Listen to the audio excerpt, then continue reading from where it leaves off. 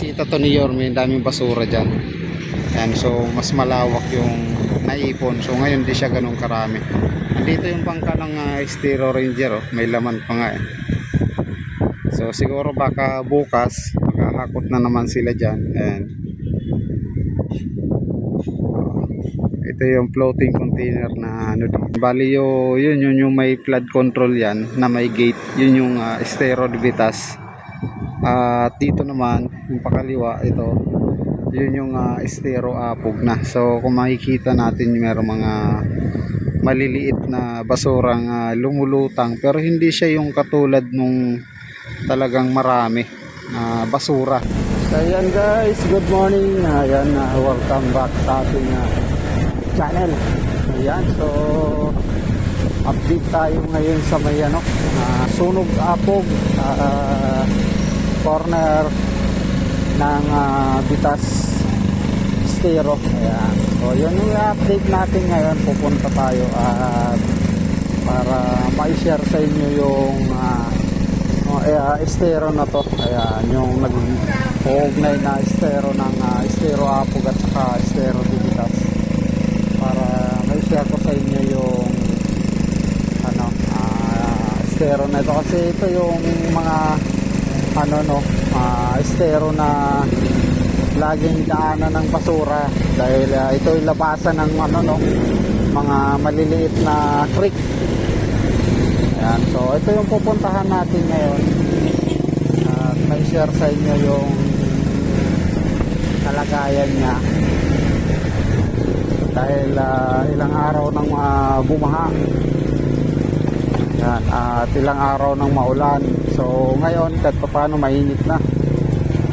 Ayan, sana tuloy-tuloy na to para tuloy-tuloy din tayong may vlog update na sa Metro Manila Vlog.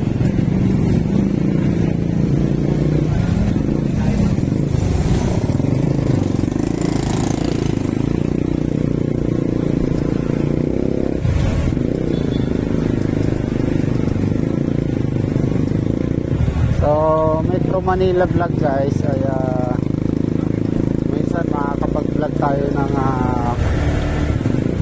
Valenzuela, Quezon City, ayan, Pasay, Malabon, or kung saan lugar man tayo matapon. Ayan, Bulacan, or minsan mapupunta tayo ng probinsya. Ayan, ay magpa-vlog din tayo. So yun yung vlog natin, Metro Manila Vlog. Ayan, subscribe kayo, like and share at na rin, comment sa ating mga video dyan sa baba.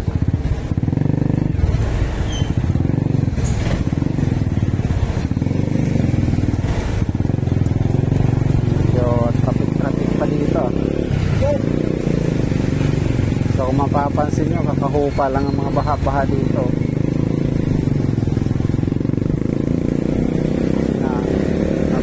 Ano lang talaga, uminit, pero yan, kanina lang kakatapos lang ng ulan. So kahit pa paano lumabas na yung araw, yun yung kagandahan. So yung dinadaanan natin lugar guys ay yung Velasquez Street. Continue lang ito, dire-diretso doon, Velasquez Street. Tatawid tayo ng Kapulong at yun, makikita na natin yung Estero de Vitas at saka yung Sunog Apog Estero. Ayan, lang yun, bali nagkadugtong lang kasi yun. Tapos yan sila kasi yung pinaka main ng crate. Kaya yun i-update ko kayo kasi madalas yung ng pag-iipon ng basura dyan kasi may traffic boom na nakaharang dyan. So ituturo ko sa inyo kung saan at samahan nyo ako. Yan, dahil makakatawid na tayo dito sa may Kapulong. Pagtawid natin, diretso lang tayo hanggang doon sa mayain doon pa Prince Tulay. Yun, doon na yun.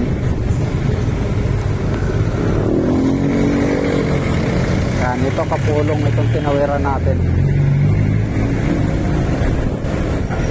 kahit pa paano talagang masaya na tingnan kasi medyo ano na, may araw na.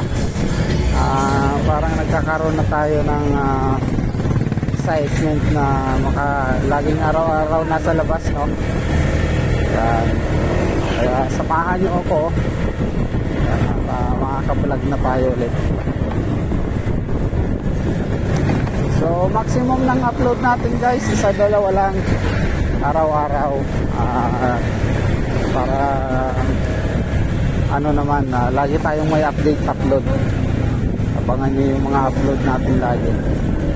Pero mas madalas kasi makakapag-cover tayo Maynila makakapag-vlog tayo Maynila talaga madalas kasi nandito tayo sa Maynila. Ayan, malapit na tayo dito sa ano, Sunog, Apog at saka Estero de Vitas. Yan, dito lang ito kasi sa may ano, Dika Homes, yan, Dika Mall, yan, sa may ano, Tulay. Ayan, dito na, pakya tayo dito.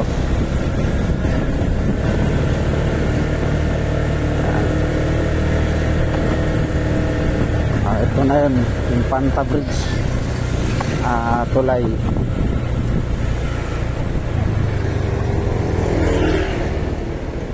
So ito yung update natin. Yan. Pag diniretso natin to, kumanan tayo dyan, balot. Yan guys, nandito na tayo sa may ano, tawag nito, Estero de Vitas. Ayan, at saka yung side kasi nito, Estero Apog na yan. Ayan, bali yun yung may flood control yan na may gate, yun yung Estero de Vitas. At dito naman yung pakaliwa, ito yun yung Estero Apog na. So kung makikita natin, merong mga maliliit na basurang lumulutang, pero hindi siya yung katulad nung talagang marami basura. Yun yung maganda. At saka nagpa-pump siya ngayon, no? Yung sa may Estero de Vitas na pumping station. Ayan, no? Ayan, naglalabas siya ng tubig. Kung mapapansin natin, mas mataas yung tubig dito kaysa doon sa may Estero de Vitas. Naka-advance silang lagi mag-pump ng tubig para maglabas dito ng tubig naman sa papuntang Manila Bay. Ito kasi yung tapon dito papuntang Manila Bay nito. So papakita ko rin sa inyo yung may harang dito na trash boom sa tawid. Ayan, buti na lang hindi siya ganun kadaming basura dahil tuloy-tuloy pa nga rin po yung baha, no? So ngayon kakainit lang talaga, kakalabas lang nung araw. Ayan, tingnan natin dito sa may kabila. So nung kamakailan lang, napansin natin merong upload dito, si Yorme Isko Moreno. Ayan, pumunta dyan, pumasok dyan at pumunta dito sa may floating container. Ayan, yan yung floating container na yan, pumunta siya dyan. Yan, then para tingnan yung pagkukuha ng basura dun ng mga Estero Ranger. So sa ngayon nakikita natin ito mga nakaharang na trash boom na merong mga naka-stack pa rin na basura doon. So dahil nga yan sa baha, na dulot ng baha at nilalabas na basura. So bali ito guys, papuntang Manila Bay na yan, Road 10. Yan, Smoky Mountain yun doon. So ito naman yung Dika Homes and then Dika Mall. So yan yung mga ano dito ngayon. So may basura. Hindi na siya ganun karami nung nakaraan ng binisita to ni Yorme, daming basura dyan. Yan, so mas malawak yung naipon. So ngayon di siya ganun karami. Andito yung bangka ng Estero Ranger, may laman pa nga eh. So siguro baka bukas makahakot na naman sila dyan. Ayan. Ito yung floating container na ano dito, may ginagawa silang, hindi natin alam kung gagawin ano yan dyan sa flood control din ulit, no? So abangan natin yung mga kaganapan, kaya update ko kayo. So subscribe po kayo, like and share po, at comment na rin sa ating Metro Manila Vlog. Ayan. So ayan, shoutout sa inyong lahat. Maraming salamat. So ito po, Infanta Bridge, Velasquez, yan, Vitas Tondo po. So kahit pa paano, hindi siya ganun karami yung basura talaga, kaya pasalamat tayo. Nabawasan na yung mga basura talaga. So yun lang guys, thank you ng marami.